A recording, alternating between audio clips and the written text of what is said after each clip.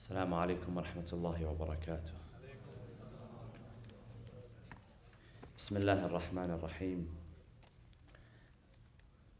الحمد لله رب العالمين، نحمده ونسبحه ونقدسه على آلائه ونعمائه، ونشهد أن لا إله إلا الله وحده لا شريك له، إلها واحدا أحدا فردا صمدا حيا قيوما، نؤمن له بالربوبية ونقر له بالعبودية، من يهد الله فهو المهتدي ومن يضلل فلن تجد له وليا مرشدا، ونشهد أن سيدنا محمدا عبده ورسوله أرسله بالهدى ودين الحق ليظهره على الدين كله. اللهم صل وسلم وزد وبارك وترحم على محمد وآل محمد كما صليت وسلمت وباركت وترحمت على إبراهيم وآل إبراهيم في العالمين إنك حميد مجيد. وصل اللهم وسلم على جميع الأنبياء والمرسلين والشهداء والصالحين وعترة نبيك الطاهرين. عباد الله، أوصيكم ونفسي بتقوى الله عز وجل. قال الله في كتابه الحكيم: بسم الله الرحمن الرحيم: ويقول الذين كفروا لست مرسلا قل كفى بالله شهيدا بيني وبينكم ومن عنده علم الكتاب. صدق الله العلي العظيم. وصلوا على محمد وآل محمد.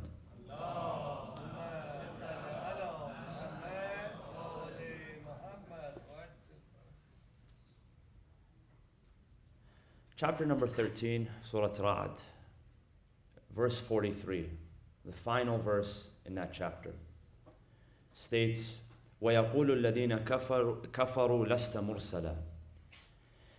This is a reflection of a statement made by the unbelievers to our Prophet Muhammad sallallahu alaihi wasallam,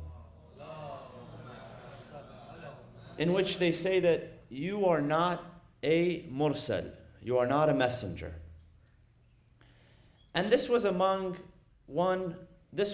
of among many accusations that the non-believers accused the Prophet of. So the Quran has a list among those accusations, was that he was a poet, a sha'ar. Among them, a kahin, which is a soothsayer. Among them, a sahir, which is a magician. Among them, a majnoon, which is someone who is insane, someone who has lost his mind. Besides all of that, they said that he was not a prophet and not a messenger. And this was part of the Prophet's life, the accusations that were hurled against him. You know, when you look at the struggles and the challenges that the Prophet and the Imams and the righteous people who followed and continue to follow in their footsteps, it's really not easy.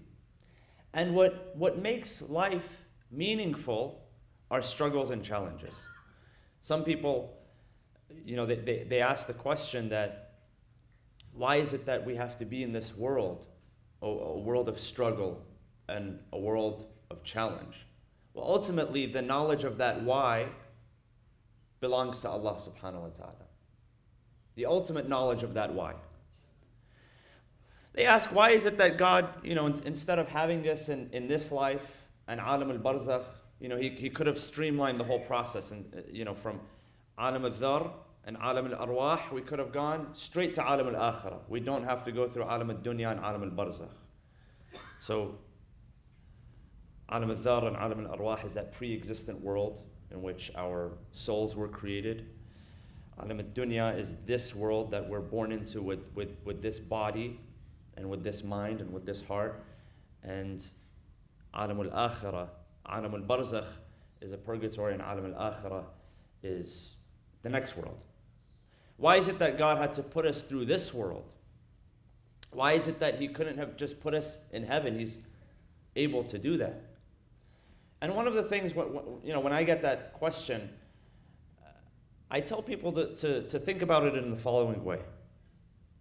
That the struggles and the challenges that you go through in this world make receiving what you are going to receive in the next world in terms of rewards and repercussions, it makes it meaningful. It gives it meaning. It gives it purpose. It gives it value. See, as human beings, we like when we have to earn something. When something is just handed to you, you don't appreciate it in the same way as if you were to have to earn it. So in that way, when we are put through this world and we understand that we have to earn something, it makes it much more meaningful. It gives it that much more value. And it allows you to grow. As human beings, we need to grow. Now, physically, we're always growing, and mashallah, some people much quicker than others because of their lifestyle.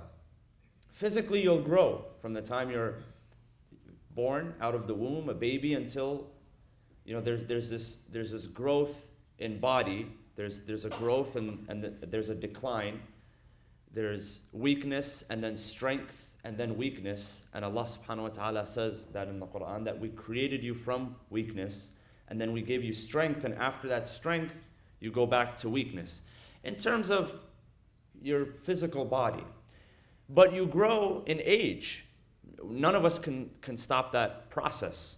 You can't snap your fingers and instead of this year becoming 31, I become 29. I'm unable to do that. Nobody's able to do that. So that's just naturally part of being in this world, whether you do something about it or not, whether you're eating a lot of food or a little bit of food, you're going to grow, or let me put it this way, you're going to age. But spiritual growth and mental growth and maturity is something which has to be much more deliberate. And so the example that's given to us in the Quran is that as mankind, not only are you going to struggle and then have to change because of that struggle, the prophets and the Imams also go through that process. And so that's why God tells us about the struggles of the Prophet, that accusations were hurled against him, that they also had to grow through that process. Even though you may believe in them to be infallible, but they still had to grow in order to reach that pinnacle of leadership to where they can now teach and pass that on. So part of that is reflected through this verse.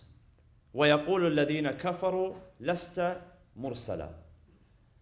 Those who disbelieve, they say to you, Ya Rasulullah, that you are not a messenger. Mursal comes from risala. Mursal is someone who is given a risala, someone who is given a message.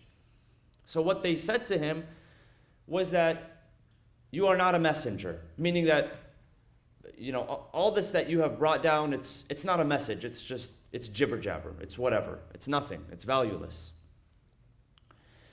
God also teaches the Prophet the response. وَيَقُولُ الَّذِينَ كَفَرُوا لَسْتَ مُرْسَلًا. قُل, say to them, Ya Rasulullah, this should be your response to them. قُلْ كَفَى بِاللَّهِ شَهِيدًا بَيْنِي وَبَيْنَكُمْ وَمَنْ عِنْدَهُ عِلْمُ الْكِتَابِ. So in order to console the heart of the Prophet, because again, the Prophet was a human being like us, in that he would have the same, the same emotional capacity as every other human being. Yes, he was protected from disobedience. We believe that he did not disobey God by choice. But he had the same emotional capacity as every other human being. And if someone hurls accusations at you, if someone hurls criticisms at you your entire life, what happens? Number one, you begin to believe that. And whatever you're destined in life, whatever you're supposed to do, that might, taking in those accusations without reflection, without consolation, that might hold you back from reaching your potential. So what God is telling the Prophet, he says, قُلْ كَفَى بِاللَّهِ شَهِيدًا بَيْنِي وَبَيْنَكُمْ وَمَنْ عِنْدَهُ عِلْمُ الْكِتَابِ. That it suffices. Kafa means it suffices. It is enough. It is enough for me, even though that you oppose me, you go against me, you fight against me, you accuse me, you threaten people who choose to follow me. it suffices for the validity of my message. قُلْ كَفَى بِاللَّهِ شَهِيدًا. All I need is one witness. بَيْنِي وَبَيْنَكُمْ وَمَنْ عِنْدَهُ عِلْمُ الْكِتَابِ. That person is the one who has knowledge of that book. So the question is, who is that one person that is able to stand by the Prophet? And if everybody else was to turn their back against the Prophet, it would suffice that he would have this one person by his side. Who is that person? See, the Quran, why do we celebrate the eloquence of the Quran? For those of you who are familiar with the Arabic language and prose and poetry, there's a concept that says that we say al-kinaya ablagu min at-tasrih. That when you allude to something,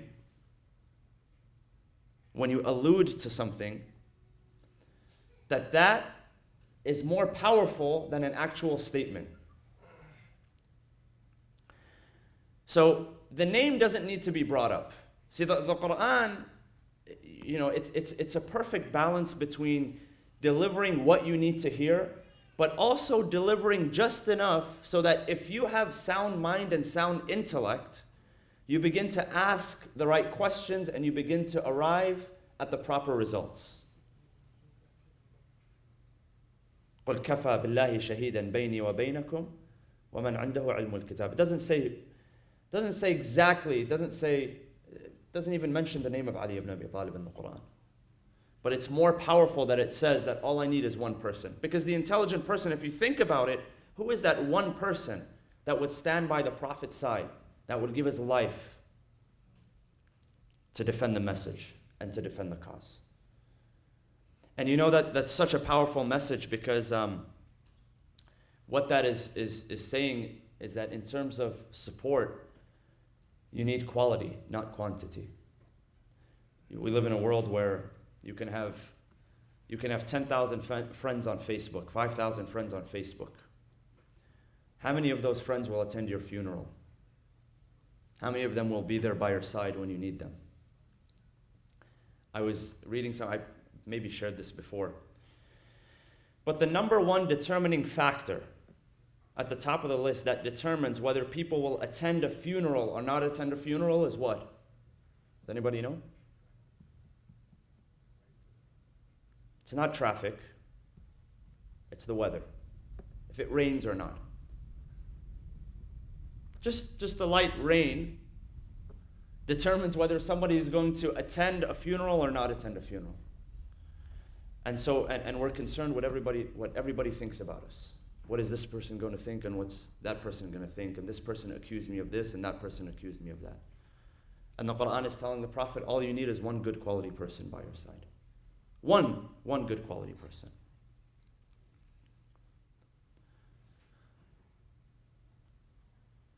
قُلْ كَفَى بِاللَّهِ شَهِيدًا بَيْنِي وَبَيْنَكُمْ وَمَنْ عِنْدَهُ عِلْمُ الْكِتَابِ. So, another message that we derive from that is that if you're doing the right thing, this is what God is telling the Prophet. He's telling him, Ya Rasulullah, just focus on doing the right thing. The support will come. Don't worry about it. The support will come. And sometimes we're faced with that challenge, especially young people in this society. And I admire some of the choices, some of the decisions that they make. You know, last weekend, many of you were here for the programs that we had on Friday and Saturday. And on Friday, we had a guest speaker, a young lady who came and addressed the youth. And she told us about her journey, a young Muslim woman who embraced the hijab and began in the journalism field and was a journalist, was a local news anchor, and then started her own news company at the age of 24. And one of the things that she said, it was so powerful. She said, and she comes from a Muslim family. She said, when I decided to wear the hijab, she said the opposition didn't come from outside, it came from inside. It came from my own family members. She said it came from my own parents because they have an emotional interest, they're emotionally attached, they're afraid that something would happen. She said that I got resistance from my own family members. But I didn't care because I knew it was the right thing. She said, when I decided to start my own thing, it wasn't easy. Start my own company and begin to report on world news and world politics. There was criticism by other media outlets, but that didn't deter her. That's something that really requires praise. It requires admiration. See, if you want to live your life and just be a statistic and a number and conform, then there's no challenges. Don't be afraid of anything. You're not going to have to worry about anything. Nobody's going to challenge you. Nobody's going to accuse you of anything.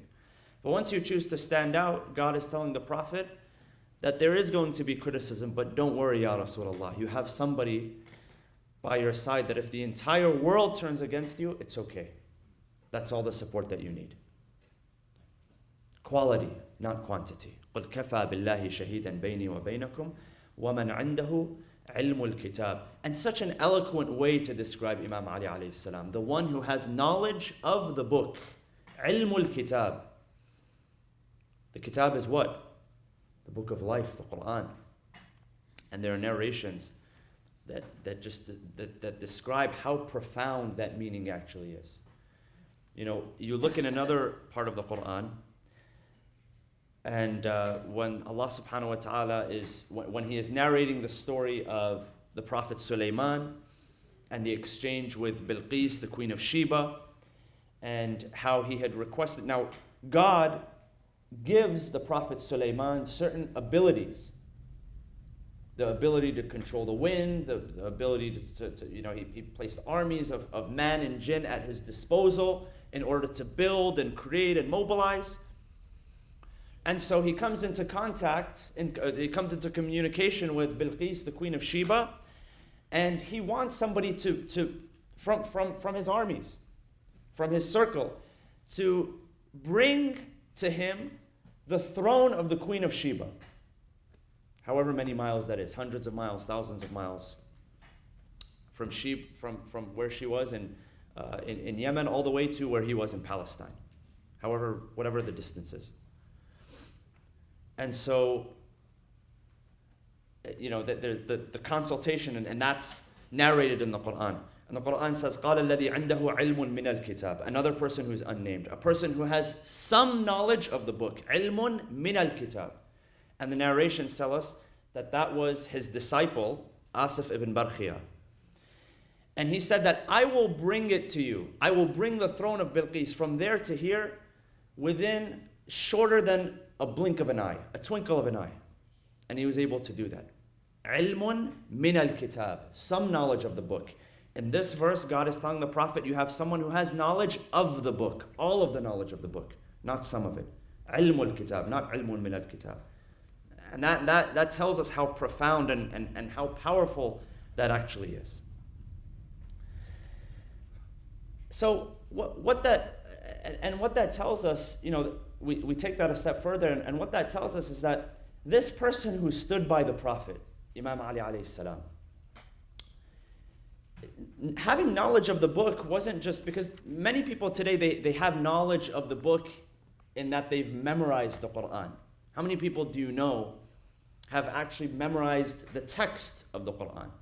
Which is a very noble deed. Because the more you memorize it and the more you're able to reflect upon it, the more you're able to instill those principles in your life. But the knowledge of the book here isn't just memorizing the book, is living by the book, is being the book, understanding the principles of the book. What God is telling the Prophet here is that this person who is standing next to you, this person that's defending you, he lives by the principles of the book. So much so that he sees things from a higher perspective. When you familiarize yourself with the Quran and with the knowledge of the Quran, you begin to see things from a better perspective. You begin to see them from a higher perspective. That clears up a lot of the confusion that we have in our life. Some people, they say, I'm just confused in life. I don't know what direction to go in. And just by asking them simple questions in terms of their daily habits of how they treat their prayer and how they treat their reading of the Quran, and all of us fall behind, including myself, in that regard. Nobody is perfect in this regard. But the example is right there in the Quran. God is telling the Prophet that when you have people on your side that have proper perspective, don't worry about the people that do not have proper perspective. And the people that don't have proper perspective are the majority in numbers in today's world. And it's important to be able to distinguish between people who are majority in numbers and people who are majority in influence. Don't have people who are majority, if it's just majority of numbers, that's not what you want in your life. You want people who have the majority of influence. And what kind of influence? Good influence, because there are people who have good influence and people who have bad influence. And that's exactly the message of the Quran to the Prophet. Don't worry, Ya Rasulullah. If you're doing something good, keep doing that thing. As long as you have the right people by your side who can see things clearly and who can support you. And that was none other than Imam Ali alayhi salam. And we celebrate on the 13th of Rajab his blessed birth. The only man to be born in the Kaaba. The only man who was willing to lay his life time after time in order to protect the life of the Prophet. The man who slept in the bed of the Prophet when the Prophet was migrating from Mecca to Medina in that lonely night. The one who time after time would defend the honor of the Prophet. And when you find someone like that in your life, who is willing to stand by your side, someone who has perspective, someone who has knowledge, don't ever let go of that person. One of the greatest tragedies in life, and this is actually reflected through one of the ahadith of Imam Ali alayhi salam, which is narrated in this book, Nahj al-Balagha. He says it's tragic when you live life without making friends, and friends, it's not Facebook friends, true friends. He says it's tragic in life if you live throughout life and you're unable to get around people who support you, who you support them, people who believe in you and you believe in them. He says, but what's more tragic than that is if you have people like that in your life and you lose them. Because sometimes we have people like that in our life, but we don't take advantage of the opportunity, or we take it for granted. So we miss out on those blessings. We ask Allah subhanahu wa ta'ala to allow us His blessings in this holy month, the month of Rajab, and the upcoming months. We ask Allah subhanahu wa ta'ala to allow these coming months to be months of mercy and forgiveness and blessings for us all. Bismillah ar-Rahman ar-Rahim. وَالْعَصْرِ إِنَّ الْإِنسَانَ لَفِي خُسْرٍ إِلَّا الَّذِينَ آمَنُوا وَعَمِلُوا الصَّالِحَاتِ وَتَوَاصَوْا بِالْحَقِّ وَتَوَاصَوْا بِالصَّبْرِ وَصَلُّوا عَلَى مُحَمَّدٍ وَآلِ مُحَمَّدٍ.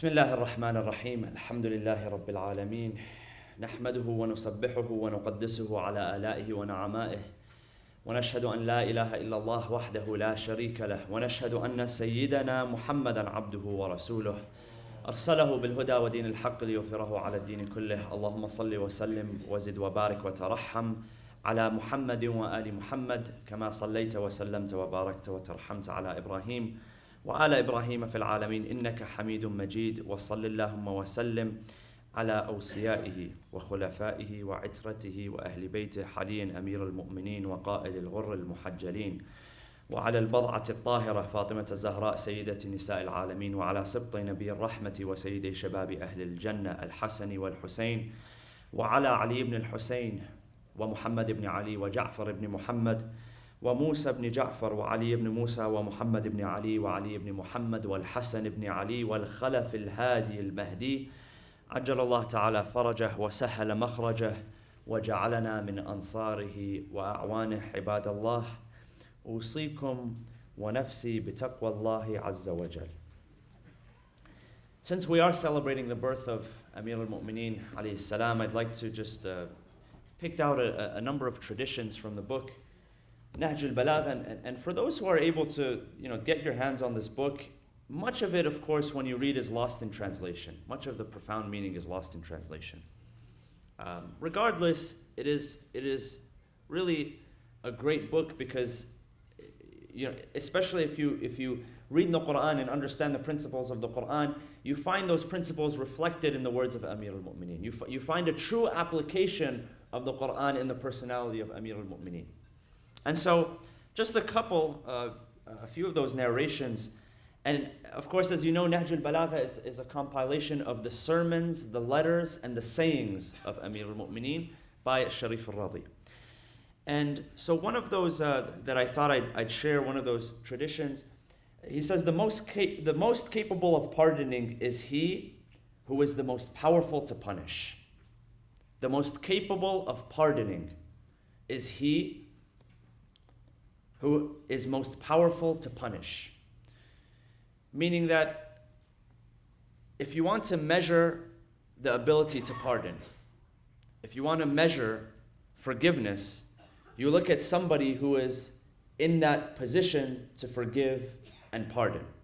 Someone who can actually give that forgiveness and that pardoning. You know, there are certain things when you go to a company that you expect from the CEO that you might not expect from the janitor.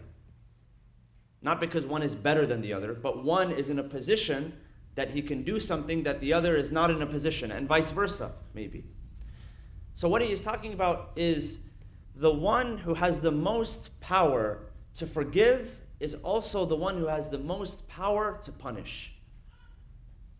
In terms of human beings, but also the being that created all beings, and that is Allah subhanahu wa ta'ala. And that allows us to understand the true power of forgiveness, because at the end of the day, all of us are accountable to whom? To Allah subhanahu wa ta'ala. So He has the most power to forgive because He has the most power to punish. Another tradition says, generosity is that which is by one's own initiative, because giving on being asked is either out of self-respect or to avoid rebuke. Have you ever tried taking some food from somebody's plate and they didn't want to give it to you? My wife had to learn this the hard way the first time. When somebody gives you something and then they don't want to give it up, that's not generosity. Generosity is when somebody wants to give something. It comes from their own free will, not because you put them in an embarrassing situation. Now, there's a difference between putting someone in an embarrassing situation and also encouraging and understanding the fine line between that is an art and it's not a science. One narration says, there is no wealth like wisdom. SubhanAllah. No wealth like wisdom. And no poverty or no destitution like ignorance. It's not how much you have in your financial bank account. It's the bank account of your knowledge and the bank account of your wisdom. And some people, they live their entire lives and they make a lot of money, but in their wisdom bank account, it's not zero. It's negative and it's overdraft as well. And they owe a lot of debt on that too, in their wisdom. Because they go through life and they accumulate zero wisdom, nothing. Another narration, patience is of two kinds. There's two kinds of sabr. Patience over what pains you, and patience against what you covet. And sometimes the second is more difficult than the first. You know, patience, some people have a high pain tolerance. They're patient. They could run their head into a wall and nothing will happen. But the greater type of patience is patience against what you covet, meaning the things that your nafs desires, to hold back from that. That's also a great form of patience. And the last is, with wealth, a strange land is a homeland, while with destitution, even a homeland is a strange land. So sometimes you're put far away, and there's a lot of people, I know in this room, either first or second generation, where you come from a different country and sometimes you feel like a stranger. When you have wealth, and we know wealth is not just money and time, but according to what Imam Ali is saying, it's also wisdom. When you have those things which make a person truly wealthy, then you feel like that foreign land is your homeland. However, if you are in your homeland and you don't have any of those things, you feel like a foreigner. We ask Allah subhanahu wa ta'ala to allow us to honor the life of Amir al-Mu'mineen by being living examples for everything that he taught and that he preached. We ask Allah subhanahu wa ta'ala to allow us the intercession of Amir al-Mu'mineen on the Day of Judgment. We ask Allah subhanahu wa ta'ala to grant us some of the wisdom of the teachings of Amir al-Mu'mineen. بسم الله الرحمن الرحيم والعصر إن الإنسان لفي خسر إلا الذين آمنوا وعملوا الصالحات وتواصوا بالحق وتواصوا بالصبر. Two quick announcements on